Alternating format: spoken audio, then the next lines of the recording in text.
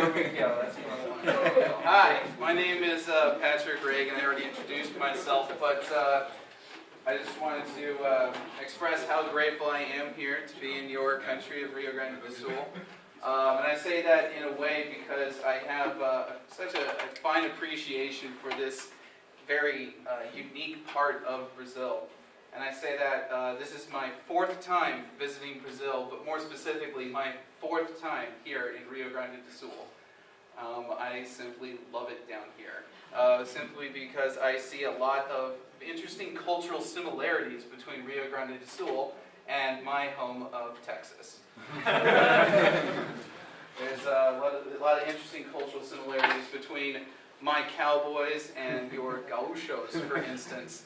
Although there's I don't know, I do think it's kind of ironic because down here the gauchos can have these really long knives that they get to walk around with, but they can't have guns. Whereas in Texas, I could not have a knife like that, but I can have a gun. So it's kind of an interesting, weird thing like that. But there's also the other, you have your churrascos down here, which are so good, delicious. I swear in the last week I've eaten about half a cow, so it's really good. And of course, if y'all ever make it up to Texas, you'll notice that we got some pretty good barbecue up there as well. And you might know Texas has a lot of oil, for instance, but Rio Grande do Sul I don't believe has any, but y'all are sitting on top of the world's largest freshwater aquifer, and if anybody knows anything, today it's oil, but tomorrow it's water, so bright future for Rio Grande do Sul. Right? And I also love Rio Grande do Sul because there is a little bit of a culture of resistance here in this state, kind of just the same as in Texas. We don't really like centralized authority, especially coming from bureaucrats sitting thousands of kilometers away. So, again, kindred spirits, I think. And I'll give you 1 point more about why Texas and Rio Grande do Sul are what I like to think of as brothers of different mothers, because in their history, and I'm a historian, I went to school and I learned history and political science in my university, and I learned a little bit later on, while looking at places in South America that I wanted to live and visit, that Rio Grande do Sul actually was a country at one time in its history. About, 1835 to 1845, something like this? Well, wouldn't you believe it that this is the exact same time that a group of men in Texas decided to declare their independence from the Empire of Mexico and become the Lone Star Republic at exactly the same time as the República Rio-Grandense decided to tell the Empire of Brazil to go away, and they started the Farroupilha Revolution. Same time span, and yet the result was the same.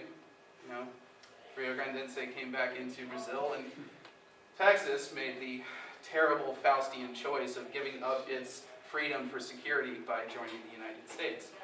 But hey, borders are fluid, they change all the time.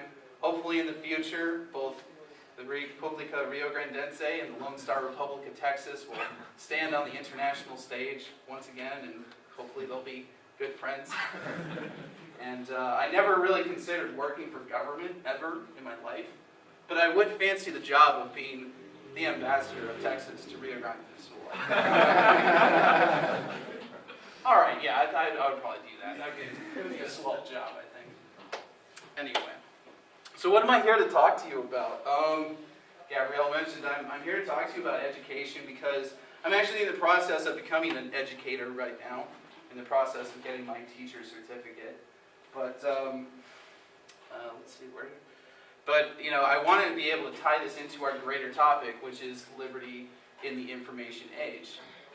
And I think in order to do that, first I'm going to have to remove my hat, because I know it's impolite to wear a hat inside. I'm going to have to roll up my sleeves because I know we're about to get intellectually dirty here. And I just want to ask, or going with this, but I think we need to take into account how the internet has changed everything. And we know the internet has changed most everything that we've known in the last 20 years. I mean, how many of you are in possession of a smartphone? And how many of y'all know that the smartphone has more computing power in it today than most supercomputers did 20 years ago? That you could use your smartphone today to land somebody on the moon, which is something that they couldn't do with without rooms full of computers back in the 60s. That is, if you believe that they actually went to them, but something I'm inclined to. So we know that the internet is changing the world. It's connecting people in all sorts of different ways, social networking and whatnot. But we also know that it's changing the way in which we learn.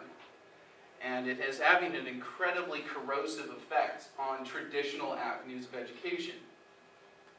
Primarily brick and mortar educational facilities like schools and universities. So where to go from here? Well, before we go forward, let's take a look back. Again, I'm a historian. I always like that perspective. Let's look back. Where is this all coming from? So, once upon a time ago, in a galaxy far, far away, we all know that Al Gore invented the internet shortly after he invented the wooden spoon and global warming. Of course, we know Al Gore didn't invent any of those things, except global warming. And the internet was birthed out of the Pentagon in the Cold War, but luckily a couple of universities picked up on the internet and decided that it would be a great way for researchers to exchange information almost instantaneously through these things called electronic letters, which would become emails. And then, of course, a lot more people started buying PCs in the US and elsewhere around the world in the 1980s. And then we had the advent of the World Wide Web in about the early 90s, 92 or so, and then you had things like AOL and chat rooms start to take off, and I don't know, I might be dating myself, but does anybody here remember like 56K modems? You know, that you know, and then like how so annoyed you would get if your mom would like pick up the phone and disconnect you from like, you know, whatever game you happen to be playing at the time. Such good memories. Look how far we've come. This is awesome, right? But you know, that's you know, and then the internet has progressed to where we are today. And you know, we also know that you know, education and knowledge. How many of you have ever heard the phrase "knowledge is power"? Well, it's been very true, and you know what? There are some people on this planet who have recognized that since the dawn of time and have used the centralization of knowledge to maintain their power over most everybody else. And we have seen this on down through the ages where the people who are in charge were the only ones who were educated. It's one of the things like slaves or serfs were not allowed to read, because if they could read, then they could learn, and then they could learn to overthrow their masters. So obviously there's an incentive for them to control and centralize education and knowledge. Of course, then with the Renaissance, people started learning a little bit more. You had the Gutenberg press come out, and that was able to revolutionize printing and the spread of information, and it's just been going on and on ever since. And I'm not sure if many of you know this, but we were all born into a system of mental slavery and mental bondage. Now, you're all here because you realize that there's something not quite right with the world. And you realize that there has to be more to it, that when you look at the news and you see this person giving you this information, or when you see these leaders on television and they're telling you the way that the world is, the way things are, you feel in your gut that something's not right. And that you feel that you are kind of trapped in a prison that you cannot see and you cannot smell and you cannot touch. Kind of reminds you of that little monologue from The Matrix, right? When Morpheus first meets Neo, and then they start talking about what is this Matrix. So, and I want to give you a very good example of that, especially from the States, where I know I've been brought up in mental slavery, and I'm trying to break free. And I'm not quite free yet, because I'm still developing my ethos about what this world is. But let's go ahead and play you this first video, and I want to show you what I mean.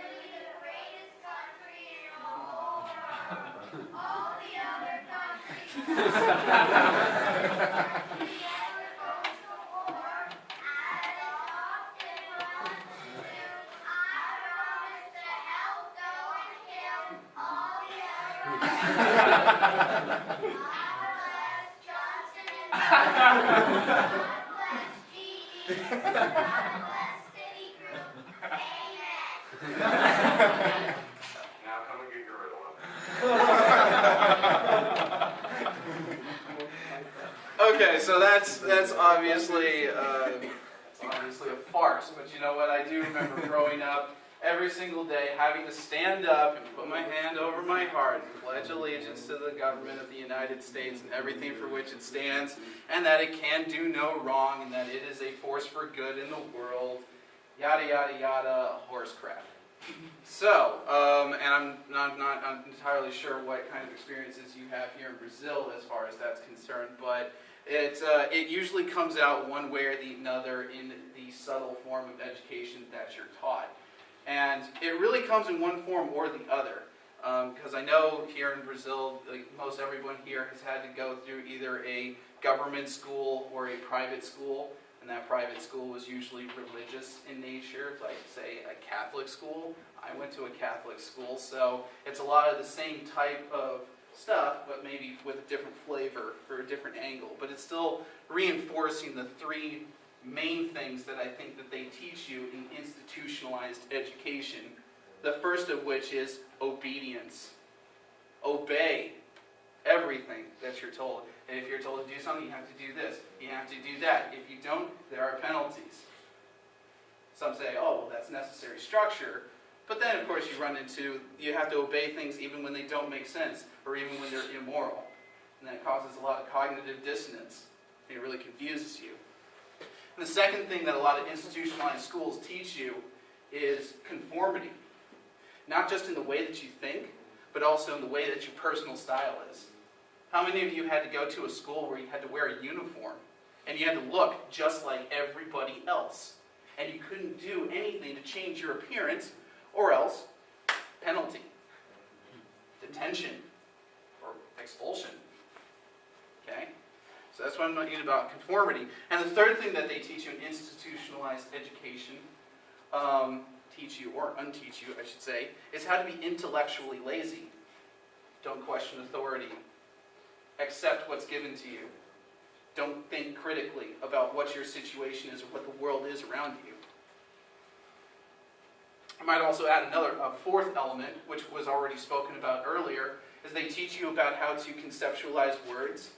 I was speaking over the break about how Marxists are excellent at propaganda and taking a word and twisting it until it just means nothing anymore.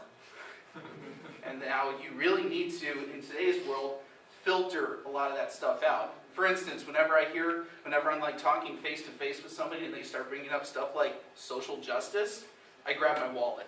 I'm like, well, where's my wallet? No. I'm about to get robbed here. So that's another thing that they teach you in school is that you get propagandized. And it comes from one form or the other. Whether it's secular education or religious education, you're getting it either way. Okay? And so what is this? So if I've identified that problem, what can be a solution to it? How can we solve that today? And I do want to bring up to you an interesting concept that is very popular in the United States, and it is starting to take off in other countries around the world, and that's called homeschooling. Now, you might have different conceptions about homeschooling. Now, I gave this talk down in Pelotas, and most everyone down there had no idea what I was talking about. In fact, people came up to me afterwards and said, we don't really know what you're talking about because nobody ever said that was an option for us. And it's true. Here in Brazil, homeschooling has been very illegal for some time now. In fact, I believe it was first really made illegal in about 1990. And it wasn't until, about February of 2012 that some lawmakers were finally convinced to do a review and reform process on whether or not parents could take their kids out of the school system and school them at home. I don't know when that's going to wrap up. It's a Brazilian legislature, who knows. So, but let me give you an idea. I mean, some people might have an idea of what homeschooling is, but let me show you through this second video what I want to show you.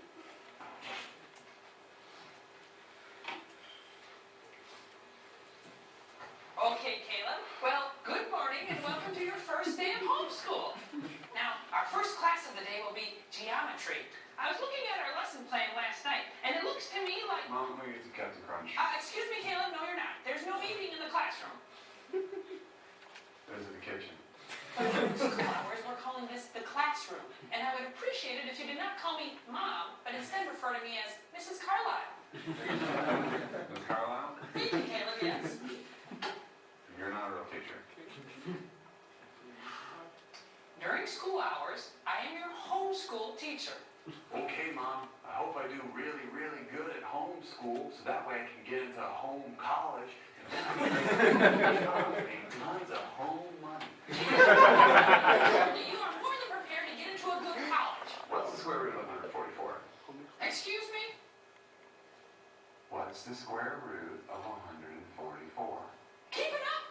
Keep it up, young man, because that's not in the lesson today. I don't need to know that today. So, I'm supposed to learn geometry from a lady who never graduated college. Caleb, I dropped out of school so I could raise you. Okay, so I'm supposed to learn geometry from a lady who never graduated college and wasn't smart enough to use condoms. That is detention. Sweet, where's that? Like my room? Yeah. No, that is in the laundry room. Laundry room, yeah. During school hours, it's a detention hall. Thanks for clearing that up, Professor. That's 20 more minutes in the detention hall. Excuse me, I've got to do your... Caleb, are you smoking? Yep. Where do I gotta go now? Is the principal's office in my room? Because I'm really just trying to make it back up there. You are on strike two, young man. One more and you get suspended. If I get suspended, does that mean I go back to real school? This is real school. Now back to the kitchen. Be the classroom. That's right, classroom. Okay, now there are three types of triangles. There's the isosceles. Carlisle? Yes, Caleb? I just got an invisible telegram from the Elf Kingdom. Princess Buttercup is in trouble and they need me to go help, so I'm gonna have to skip today. Caleb, Jesse, Carlisle. What? You're pretending, I'm pretending. We're pretending together. That's it. You go down to the garage. Oh no. Why? Super detention? Yes, that's like super detention. It's the super detention hall. The super detention hall? Is that the one with the pool table? Yes. No. You go outside to the backyard. That's where the real pool is. I'll go get my swim trunk. You go.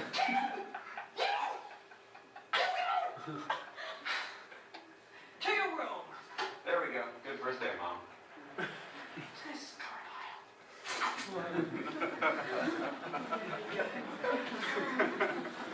So that's also a very satirical look at what homeschooling is. But obviously you can see the problem with that is it's where you're trying to take a traditional school structure and you're trying to apply it at home. And as you can see, it doesn't really work like that. And in fact, a lot of homeschooling kids, from the U.S. Or elsewhere would tell you, yeah, it doesn't really work like that. Although it is really cool to be able to be learning and doing school in your pajamas. It's really fun. Yeah, so there is that. But I wanted to bring up homeschooling as an alternative to the institutionalized school system, public or private, or I should say government run or private, simply because it is simply a way of withdrawing children from this system that you recognize is set up to propagandize and basically brainwash kids into accepting the paradigm in which they have been born into. And in the U.S., it varies depending on where you live. If you live in a very conservative state or a very liberal state, at least in the U.S., the federal government has yet to really latch onto dictating education for all of the 50 states of the U.S., although that is changing a lot with with things like George W. Bush's No Child Left Behind or Barack Obama's Common Core. These are these new programs and requirements for government schools that are gutting the U.S. education system and basically turning kids into non-thinking, functionally illiterate automatons. And that doesn't really bode well for the U.S., especially as far as freedom is concerned. They're more likely to accept lies like, oh yeah, this country has weapons of mass destruction, or, oh yeah, we're going to go invade this other country for humanitarian reasons, or we need to bail out banks because it's good for the economy. You know, there's just these lies that get fed to people on a daily basis that they just accept because they don't know any better. And depending on what state you live in, you get some subtle differences. For instance, in a very conservative state, when it comes to like science class, you're only going to really learn about creationism. You're not going to learn anything about Darwin or his theory of evolution. Or a better example is when it comes to sex education, they're only going to be talking about abstinence only, which works really well with a bunch of very curious and horny teenagers. Let me tell you, it just doesn't really work so well. But on the other hand, you could also be living in a very liberal state where, in science class they'll teach you only about the theory of evolution, not mention anything about the possibility that our world could be created by an ethereal being by the name of God. Or, in sex education, they'll be teaching it to kids as little as 5 years old, for reasons that I don't quite understand, just in case, I guess. Or they might even go so far as to teach that a thing like abortion is a completely morally neutral alternative to a pregnancy. Now, I'm not advocating one way or the other. You could have these thoughts one way or the other, but I'm just saying that depending on who is in control of the state house will also have an effect on what is being taught in the schoolhouse. That's my point. Okay? So that teachers don't really become teachers, they just become mouthpieces. They become bureaucrats that are just spouting off the party line. And that's one of the dangers of at least government schools.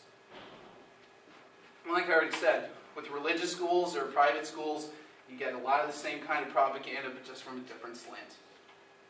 So that's why I bring up homeschooling as a good alternative to that. The best way to make a system collapse is not to actually fight against it, but just simply to withdraw your support from it.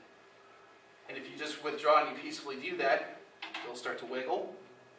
And then when it starts wiggling, that's when you push, you fall right over. With homeschooling. So how does this tie into the internet and freedom? Okay, so the internet is allowing, obviously, homeschooling to become a lot easier option for parents because, like that video brought up, oh, so you don't know the square root of 144, you don't know how to teach me geometry because that's something you're not really good at. Well, with the internet, you have all of humanity's wealth of knowledge at the click of a finger. Go on to Wikipedia, go on to YouTube, go on to the Khan Academy. There are several different options that you can go to. If you don't know something, look it up. It's there on the internet. All you got to do is find it. And it's all explained to you in very easy steps on how to do something. You want to know, I can tell you a personal thing that I've learned from the internet was how to make shimarao. Did not know how to do it for the longest time. I kept on putting in too hot of water, and that wasn't good, and I didn't know how to make it correctly. I kept on screwing it up, and I'm like, oh, this is frustrating. I really want to do this because I like this, but how am I going to do it? Because this was back in the States. I couldn't go and consult my local gaosho about it. So I got on YouTube how to make shimarao, and I learned. And from that simple fact, I learned how to do that.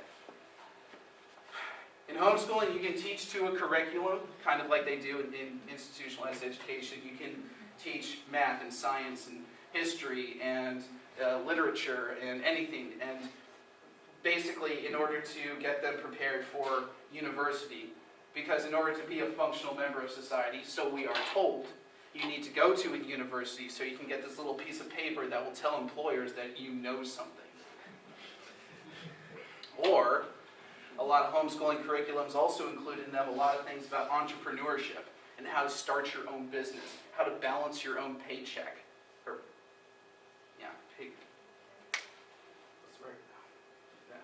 checkbook, sorry. Your spreadsheet on incomes and outflows.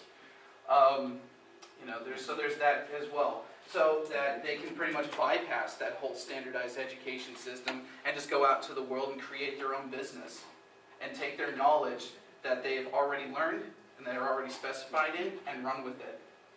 And then I had a really good question the other night in Santa Maria where a young woman asked me, well, if I want to do this, how do I know what to teach? So I said, you can do a curriculum like they do at school, or there's even a subset of homeschooling, and it's called unschooling, where you essentially let a child decide what they want to learn and just kind of give them a little slight push along the way and help guide them as they want to. If you have a child who is really interested in dinosaurs, all kids get interested in dinosaurs, all right, let's do that. Let's do a field trip to a natural history museum and learn everything we can about dinosaurs. Or if you have a kid who is interested in circuitry and robotics, oh, you want to build a robot? Okay, let's learn how to build a robot. Let's learn every single thing you need to do. And you just push them along. You know, the point would be is the sooner that you can specialize your knowledge, the sooner you can make it marketable and take it out into the world and start making a living off of it. Homeschooling is such an old school concept if you really think about it. That's how education began. A man would take his son out into the world to learn how to hunt, or a woman might keep her daughter at home to teach her the basics on how to provide a shelter for the family. It's a very old school concept, but now we're talking about it in the context of the 21st century with the internet. And one more thing that I'm really fascinated that the internet is bringing to the homeschooling movement is that now you have homeschooling networks that are supporting themselves and making it a whole lot easier to homeschool. Because I understand there's a lot of time commitment. Usually you have to have one parent at home to help teach the whole week through. But realistically, now it's coming down to where you're having several different families grouping together, and it's like, okay, on Monday we're going down to the Smith's house, and that's where you're going to learn math. On Tuesday we're going to the Johnson's house, and that's where you're going to learn science. On Thursday you're going over to the Adams house, and that's where you're going to learn history. So you have different families signing up for these networks, and they're using their specialization in knowledge to give these kids individualized attention in whatever subject material it is that they want to study. And you can play with that. There's so many different ways that you can play with that as far as educating kids and showing them facts and giving them unfiltered information about the world. Especially there are some subjects that can be corrupted by political influence, mathematics being the foremost of them. Excuse me. Mathematics is the foremost of them. You can't get something like 2 + 2 = wealth redistribution. It doesn't really work like that. However, you will get into that if you go all the way up to the level of econometrics, and where you get into things like statistics and how economists like to fudge their numbers to get pre-selected outcomes to studies that they do. Or even in the sciences, this is pretty much what the whole global warming hoax is predicated upon, is cherry-picking select data and then spinning it up and then using it to justify massive government intervention and into our lives, as well as wealth redistribution. So some things can't be corrupted, a lot of things can. And at least in homeschooling, you're not going to get something like that, because you're going to have concerned parents who want to teach their kids on their own what it is and how to survive in this world. And it's all predicated on one thought that I kind of want to leave you with, which is, it's love, really. And I'm not saying that your parents didn't love you enough to go through this kind of an option, They too were born into the same mental slavery that you were born into. This is a process that has been going on for several generations, several hundred years. Foremost of it, you want to take a look at the modern schools as we know them were conceived by the father of the welfare state, Otto von Bismarck, who forged Prussian states into Germany, creating the Second Reich of Germany. And one aspect of his welfare state was standardized, unified education, compulsory education for all children, to prepare them for two likely outcomes in life: factory life or military life? And really, not a whole lot has changed. Now, I wanted to say another important quote from Vladimir Lenin, who said that if you give me your kid for 4 years, the seeds that I plant and that which grows from it can't be ripped out. It's essentially saying, you give me your kid for 4 years, I'll have them and you're never getting them back. So we know what they're doing or what they're going to try to do. So what I'm saying to you is, if you intend on becoming a parent, and here in Brazil, I mean, the process is there. They are trying to fight back and create some breathing space for homeschooling. Because while for the longest time it has been illegal here in Brazil, and that's starting to change. The Universal Declaration of Human Rights gives you that right. Or doesn't give you that right. It recognizes your right to choose how you want to educate your children. And while Brazil has said that that does not supersede the Constitution, it does supersede whatever laws are passed restricting homeschooling, which is why we're kind of in this gray area right now as far as Brazil's concerned. But it is changing. A really inspirational story is one of parents in Belo Horizonte who decided to homeschool their 2 children, who then went on to, at the age of 18, after several years of being homeschooled, passed the exam to go to law school. And they're now in law school right now, and they have said that they intend to graduate and fight for homeschooling in the Brazilian legal system upon graduation. Because it's a right that they believe in. So, that's really awesome.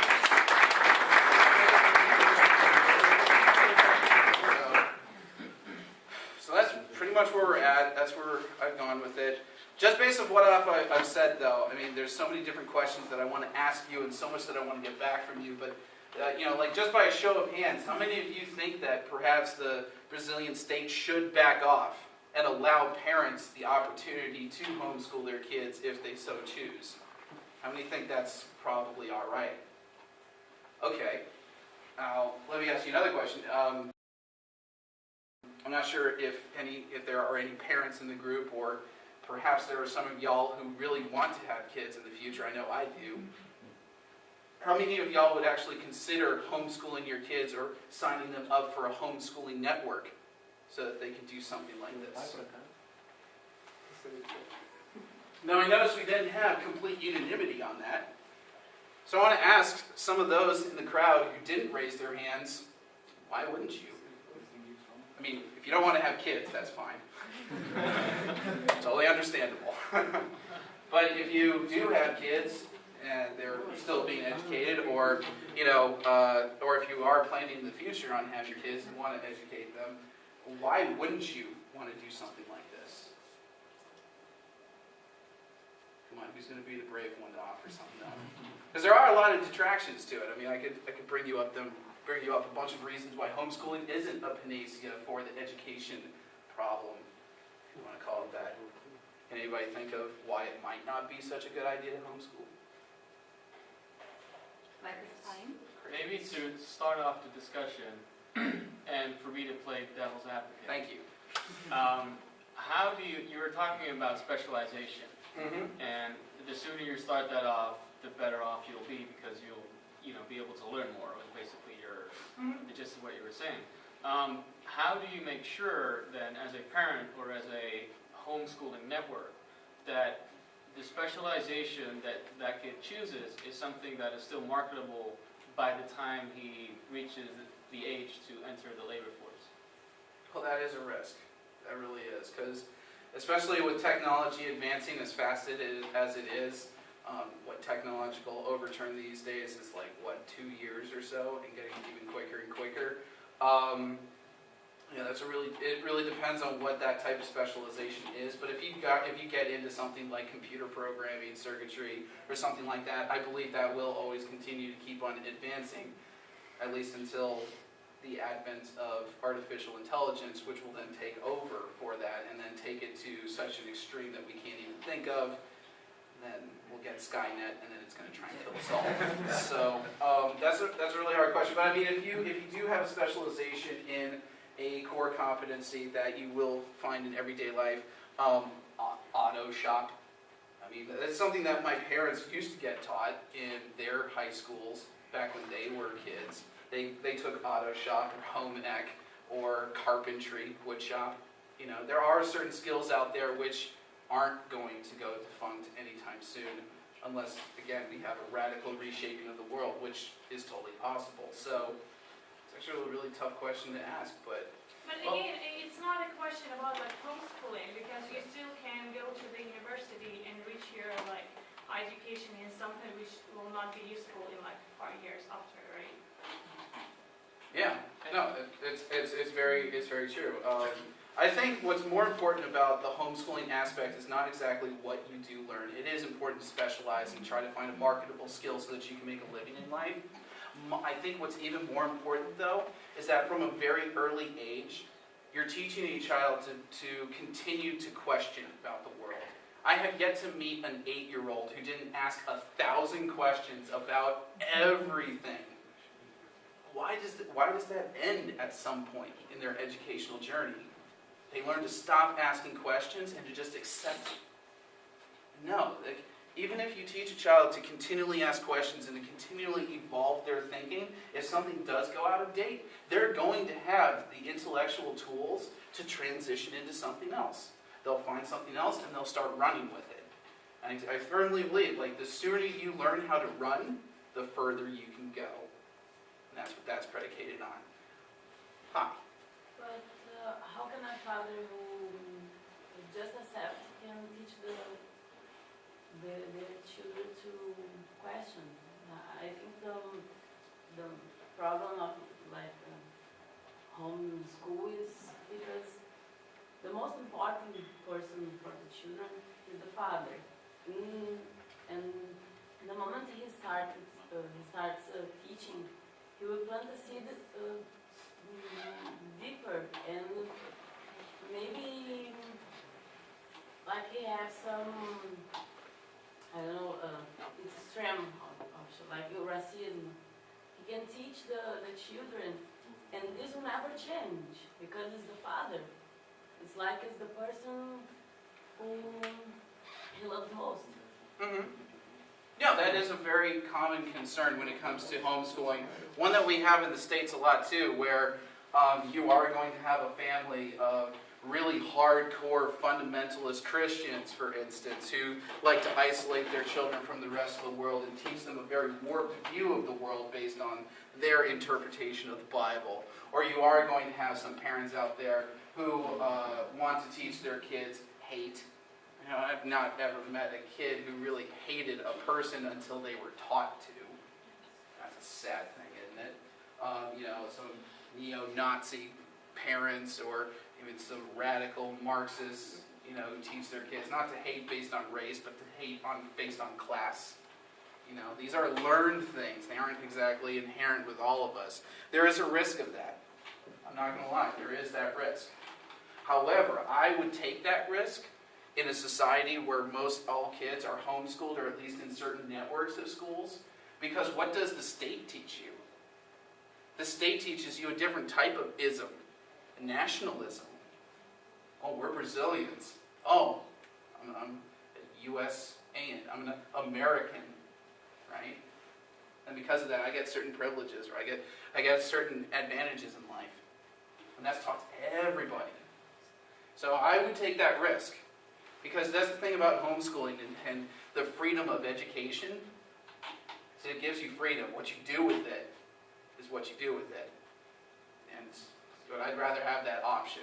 At least give us the opportunity to try it. I mean, there is going to be that risk. But I think also when those people come out into the world, they're going to be incredibly limited because not everybody thinks like that.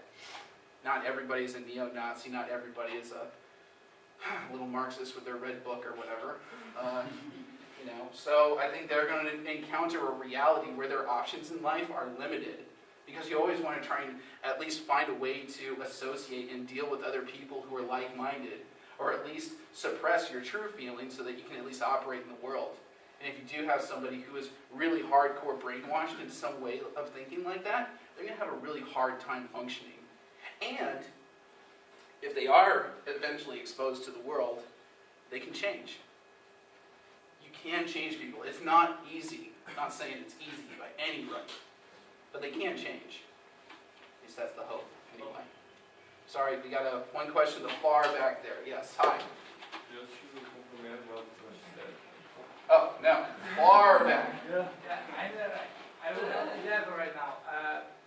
Inside a positive view of education, of our education system, one of the goals of education in a system outside of the homeschooling will be create opportunities to you change your life, to you improve your class position.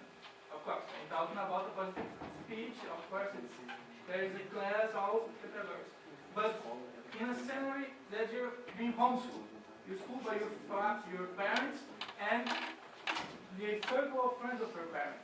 I see that in this kind of education, the children will have a strong bias to go into the professions of parents and friends of parents that usually are related to these professions. Don't you have a certain reserve in this question of specialization that a system of homeschooling in the long run can lead to a least-free society where we have a more rigid professional system? I'd say no. Because even if you had, let's take a fishing village, right? And there are a bunch of fishermen, and that's all they know. They know how to fish, and they're really good at it, right? And they decide to only teach their kids how to be fishermen because that's something that they're exposed to in their everyday life. And a man wants to take his son out on the boat, or his daughter, whatever the case may be, out onto the boat to teach them the family livelihood. But they are teaching it to such a specified degree that they can become successful doing that. And you also have to think on the other end, at the end of the day, if they don't want to learn about fishing, you don't have to. Especially if you're talking about a world where there is a lot of integration.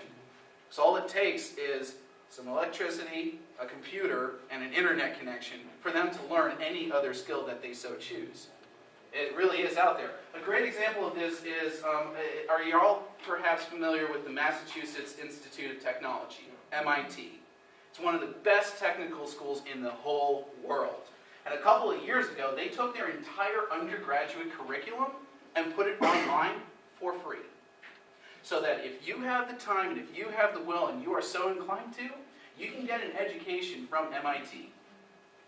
The only catch is, once you're done, you don't get that little piece of paper that says, I have an MIT education. And that is also a downside of homeschooling if they choose not to do that. But that's why they teach them entrepreneurship so that they can start their own businesses. Or if you are open to the fact that there are some people in society who are homeschooled, and if you're an employer, and if you're looking at the application of two people, one has a college degree, the other isn't, I would ask you to take a little extra time and probe a little bit deeper into the qualifications of those applicants. Because somebody with that college degree might have passed with like a D average, and this person without the college degree might be a whiz kid who could change the world. And if you let that pass by, he might go start his own business, and then he'll devour you. So it's a paradigm that you need to think about. But great conversation. Am I running up on time? Oh, I have a question. Oh, you have a question. Awesome. All right. So cool. Yeah, sure. Go for it. Another question, but an observation. I think a halfway between homeschooling and a traditional school would be a school that's not regulated by something. Here in Brazil, we have MEC that's responsible for all of the schools and approving that you can have a school with my approval. So here, if you want to open something that will give you a certification of a school,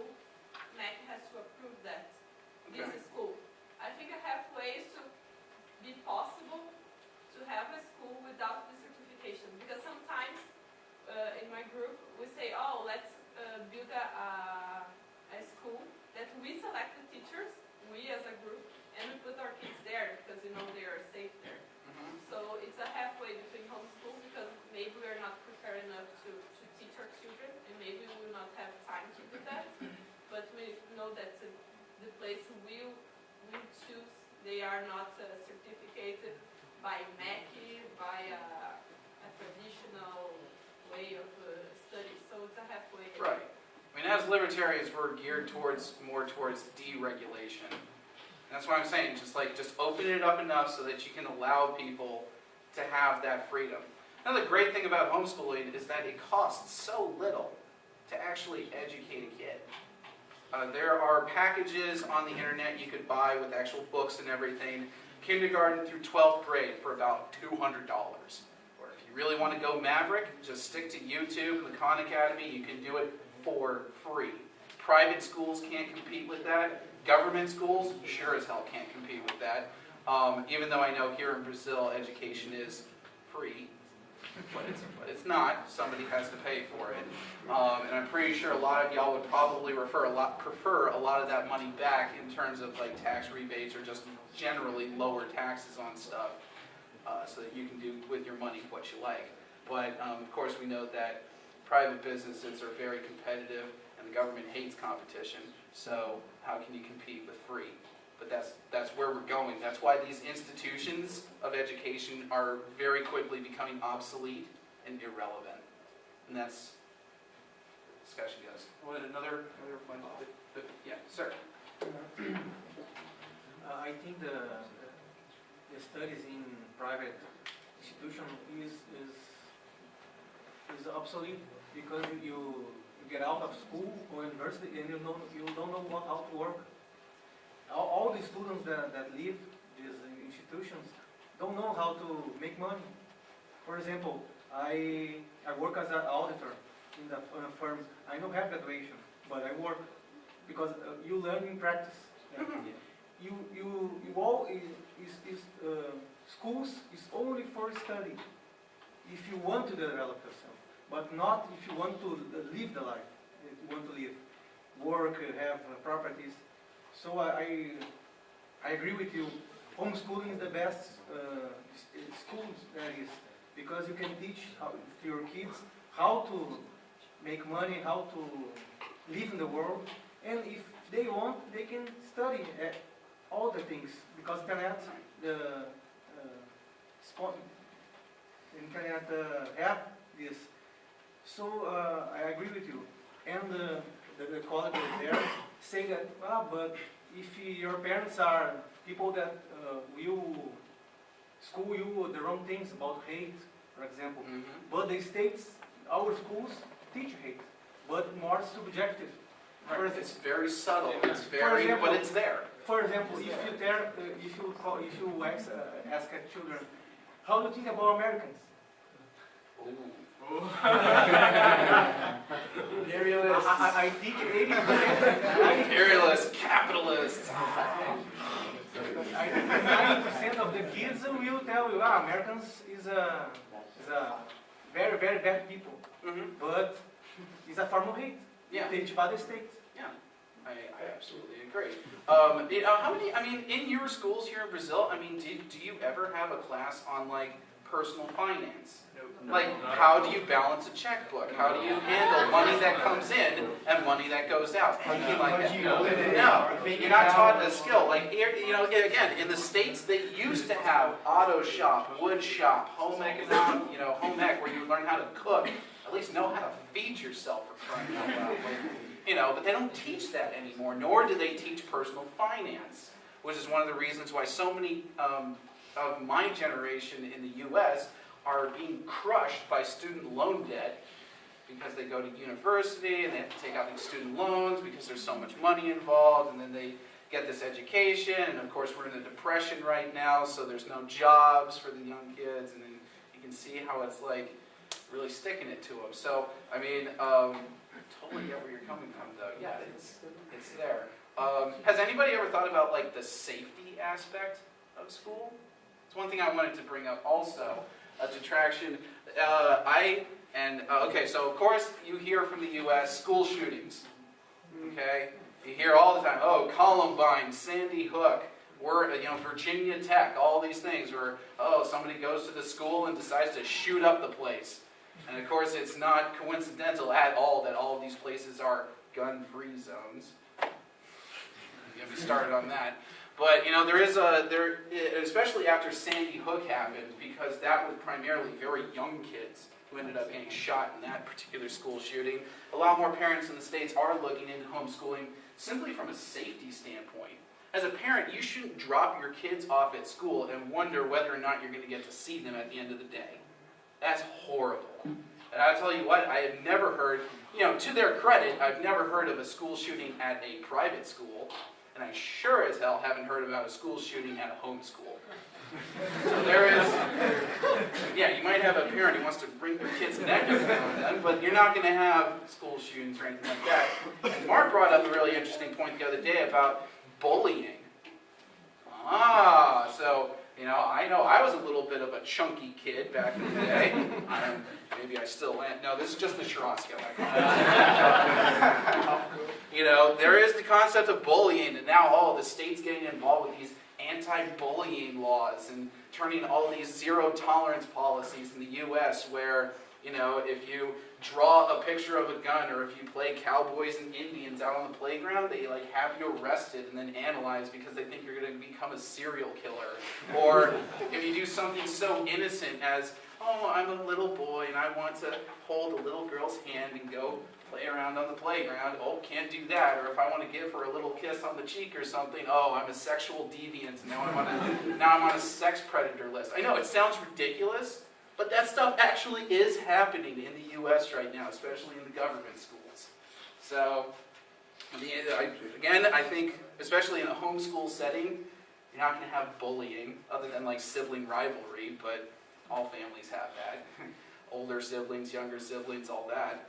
So there's that aspect, but you really aren't going to have that problem either. So, the safety issue is a big thing when it comes to the homeschooling community. All right. Not that people can think against homeschooling, but why parents would teach their children to question if the first place you learn to obey is your family. Obey without question, most of the time. Most of families, not all. Okay. That's a very good question. How do you expect to raise kids to question everything when they're supposed to obey their parents? Well, I would say that a parent who expects unequivocal obedience from their children isn't being realistic. There's a saying that we have in English: the stricter the parents, the sneakier the kids. Yeah. The stricter they are about something, the more those kids are going to find some way to just deviate, because, gosh, that's just like the natural tendency of things. And even if you take it to a society where it's so closed and you're living in a totalitarian hellhole, you're still going to have people trying to slip out and do something that they're not supposed to do. So I think any realistic parent is going to have to balance that and stop saying because every time they're asked why. Because I sure as hell hate getting that response from my quote-unquote elected officials. Why do we have to go to war? Because. Why do we have to bail out the bankers? Because. It's getting really tiring. I hate being treated like a child in that way. Should a child obey their parents more often than not? Yeah, probably. Because that's just the family unit, and that's how it needs to be structured as such. But at the same time, there's a lot of interesting dialogue within libertarian circles. And I know Rothbard did a lot of interesting development on this topic. If a child does become aware at a certain age and wants to leave the family whenever that happens, they're totally allowed to. And parents can't really keep them there, because that's slavery. So if a 12-year-old says, you know what, Dad, I don't like you anymore, I'm going to go over here now. It's like, okay, bye. It's like there's not much you can really do about that. So it is a good question, though. Thank you for asking that. Oh, but did I answer that, or kind of? Maybe? Okay, cool. We're done. Hi. Hi. You brought a topic about self-taught people. Talking about homeschooling, generally you're talking about teaching kids, but it's not like you need a piece of paper to high school. It's not so. People are not going to decide whether if she is going to hire you because of high school paper certificate, because that's not enough education maybe to decide well. But in college, most of Brazil, there's a Brazilian culture that they look at your certificate instead of asking you what you know. They prefer a piece of paper. Mhm. Yeah. So you say that you have to withdraw yourself so we can wriggle and you can push it after. Mhm. So what can we do in that respect with education? Because I'm self-taught in many topics like computing and in English. I don't have any certificate, but I already worked in those areas, Right. and I have it's hard to get a job. Like, why should we? I mean, how would we change that? Just because if you withdraw yourself, you're going to get you're not getting to the marketplace. Yeah, you're not going to be able to participate. You're Yeah. going to end up on the street and you're going to starve. Yeah, it ain't going to be easy, that's for sure, especially in a place like Brazil where, as Juan will talk about later, it takes about, 107 days just to open up your own business. Not to mention all the capital involved with doing something like that. So it is a lot harder to run around the system, even though you probably could. And of course we have a lot of examples of people, great people in history, who have done a lot for humanity and who were self-taught, or who didn't have any formal education whatsoever. Andrew Carnegie comes to mind. What about Bill Gates, Steve Jobs? Dropped out of college, did some acid, then took a calligraphy class, and now we've got Apple. So, I mean, it's not impossible. Those are definitely exceptional cases, and it ain't going to be easy. That's for sure. I think though that if you do have some support though, like either a very supportive family or at least a supporting community where you know people and you can establish your reputation by word of mouth, and you can actually demonstrate to people, this is what I can do. Not only can I do it, but I can do it damn good. And I can do it damn good for a nice price. You will work around it, and you'll basically build up your reputation little by little, and the internet can help you do that even quicker. Yeah. Start your own website, do all that, and I think we already seen that in the IT areas, because I had a friend that is graduated in computer engineering, and he was working with a guy that didn't have high school. So they hired him because he knows how to do stuff. yeah, really well. He can work. I'm amazed at programmers who, with very little formal education, they create an app one day, and then like a year down the road, it sells for like $3 billion. Yeah. Wow. How do we do that to other areas? Like, it's kind of difficult, right, to demonstrate. Well, the fascinating thing about the internet is because it's such an unregulated place. Although recently Brazil has now taken a huge step towards regulating it under the auspices of freedom, but we'll talk about that another time. But the fact of the matter is that so many other industries are so very heavily regulated that it is hard to step around that, which is why the greater thing should be towards deregulation. Or, and again, I'm not advocating that anybody break any laws here, but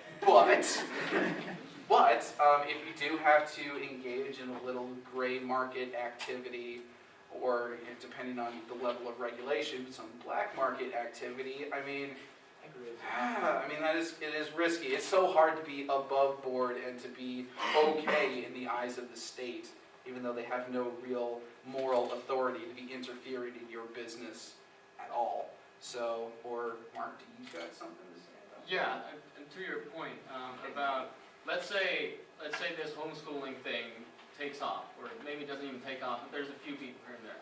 Let's say I'm an employer and I have a job opening, and 50 people apply for the job, and 49 of them have a college degree, except for one. And probably there's other things. going to be other things on his resume, right? And so I will wonder, well, if this guy didn't go to college, but there are some other things, at least he has some experience, you know, maybe I'll ask him some questions about it, you know? And so maybe it turns out that that person does really well. And, you know, if you are, let's say I was one of them, and I find it to be hard to get a job as a homeschool kid, I might offer my services for free for a week or 2 weeks. And if one businessman has good experience with you as a homeschool kid, and he says, hey, this kid is really disciplined, he's a critical thinker, he knows his stuff. He's willing to prove himself. Exactly, and he'll tell other people. And so I think word will get around that way. I mean, it's definitely hard. Your question is because you are talking about this in a system here in Brazil where homeschooling wasn't even an option. I mean, it was way back in the day. Then, of course, the state got centralized, and now it's just been decentralized to a degree. It's no longer a military dictatorship, although the law for banning homeschooling came in 1990. So that's interesting. Sorry. Well, and another point is referrals. What? Oh, yeah, referrals. Yeah. I think if I was an employer, the first thing I would look at would be a resume. Then, second, I start calling people, right? Usually you have professional referrals on your resume. So you start calling, maybe you start at McDonald's flipping burgers. Now there's not a lot that you can do there to show off your skills, but you can show up on time, you can be professional, and if I call up the local franchise and ask about you, and they say, well, he was a disciplined guy, he always showed up on time, he did his stuff, he was friendly to the customers, etc., and then maybe you went on to a second job and a third job, and they say the same thing about you, and I know that at least you have some experience, or you know stuff about whatever field we're in, then I'm more likely to take that chance. Yeah, and if you're at least working a crap job like that, at least you're taking care of your basic needs. A roof over your head, food in your stomach, Hopefully you'll have enough to pay the electricity bill and an internet bill, so that on your off time, when you're not sleeping, and if you're so inclined, you can be working towards that MIT education I used to watch it. that'll do that stuff. So, there are those options. Let me ask a general question to the audience. Has anybody here ever caught their professor in a lie? Yeah. Their teacher in a lie? They start saying something and you're like, no, that's not right. Like, that's a lie. And then you try to call them out on it and they don't really like that. Yeah. Right. There are some good professors that they say, okay, let's discuss this later. I'll bring some material. But there are some professors that they just deny it and kick you off of class. Right. Questioning. Yeah. I think that's another goes to get to the point about the lies and the propaganda of sponsored school. Oh God. Hi. Hi. Hi. I like the idea of homeschooling, but I have two questions. Okay. Problems I believe there. Okay. Yeah, Social interaction. You mentioned bullying, and although bullying is horrible, it is part of life. Being a child or an adult, Mhm. if you learn to deal with it as a child, you won't suffer so much as an adult. It will happen. So my question is, how homeschooling, you'll be protected from that, but eventually you go out to the real world, and there will be horrible people around you. For sure. So that's one problem that I see. And the other one, you mentioned something about children making their own way, their decisions about specialization. Sure. Yeah. My question is, I hated mathematics until I was about 15. I didn't understand it, I didn't like it, but then I learned it and I really like it today. If my parents hadn't made me learn mathematics, I would never have understood the importance of it. Mhm.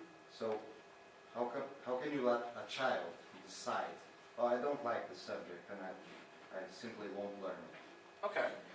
To your first point about the bullying, I think as a parent, it would be my responsibility to let my kid know that they are being brought up in a world that can be pretty darn ugly and pretty mean.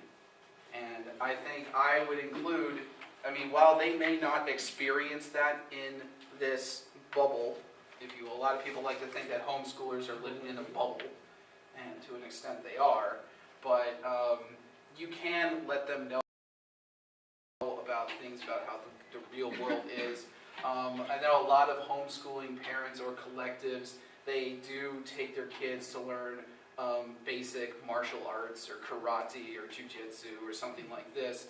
Not only is it a physical activity, which is healthy, but it also teaches them the basics of self-defense, so that if they do encounter somebody who decides to use physical aggression against them, they will be able to defend themselves accordingly. And then it's all about how a parent would like to teach their kids how to respond to the jerks of the world.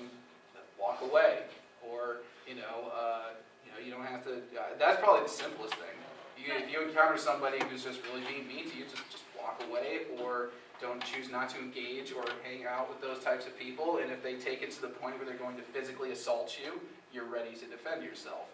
I think any caring parent would not completely shelter their children to the realities of the world. Especially if they're in homeschooling collective, they're even less likely to be sheltered from the realities of the world. To your second point about, I just might not learn math, but I think you were forced to learn math, I guess, or required to, and then you did eventually learn to love it. If that's something that you weren't taught as a kid, don't you think that you would have eventually gotten there anyway? No, probably not. Probably not. Yeah, because But who's to say that you wouldn't have specialized in something else that you would have loved just as well, if not more, and not really needed math? I mean, how many of you have ever sat in school and just one subject or the other you thought was completely irrelevant to you, you hated wasting your time on it because it didn't really apply to you at that time? We've all been there. I myself didn't like math all that much, and I'm kind of phobic towards numbers. Once you get me above algebra, that's when things get really dicey for me. So but that's the thing. Even when you get out of school, the learning process doesn't stop. And that's one thing that even Glenn was talking to me about. There's a difference between your education and your learning. There's a great quote by Mark Twain, which is, "Don't let your schooling get in the way of your education." Run with that. Most importantly, free your mind and prevent those who you most love from being enslaved and becoming slaves just like you were. Because we've all had that coming to awareness moment. How much better off would you be if you were aware of it from day one and have been devoting your whole life to fighting against that kind of mental oppression? Thank you.